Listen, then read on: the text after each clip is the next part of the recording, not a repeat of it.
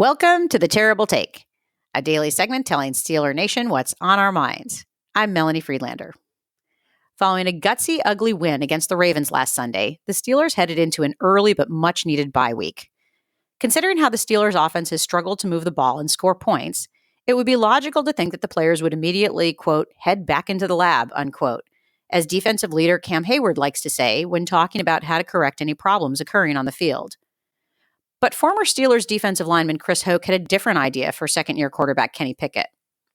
Talking to Bob Pompiani on the KDKA postgame show, he suggested that Pickett go to the Bahamas for a week and clear his head a little bit.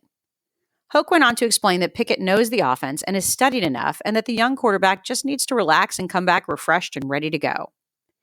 Obviously, we don't need any Steelers players to recreate the famous photo of the Giants on their Miami boat trip. And no, Pickett isn't heading to the Caribbean. But Hoke makes a good point here. No one would question Pickett's work ethic.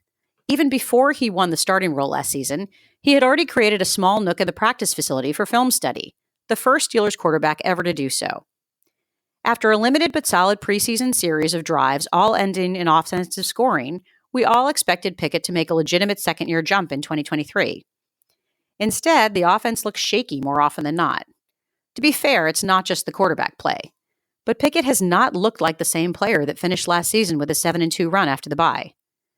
While Pickett's age was a question mark coming out of Pitt and getting drafted just shy of 24 years old, his maturity may be one of the keys to getting this team's offense back on track. There is no question that his teammates support him after voting him the sole captain of the offense. His backup quarterbacks, Mitch Trubisky and Mason Rudolph, have been supportive both on the practice field and in front of the media. And the offensive players have avoided the blame game, showing a unified front despite 2 blowout losses where the offense couldn't sustain drives. Pickett has maintained a calm demeanor with the media, even after bad offensive performances.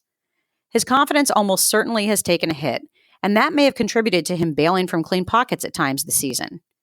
But he took the field against division rival last Sunday, remaining steady under pressure even with an injured knee, and pulled off a game-winning drive, just as he did last season.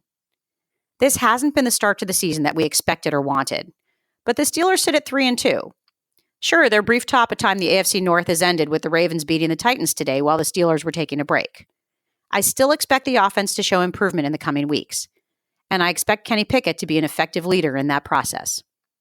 That's my take. You can follow me on Twitter @GirlSurgeon.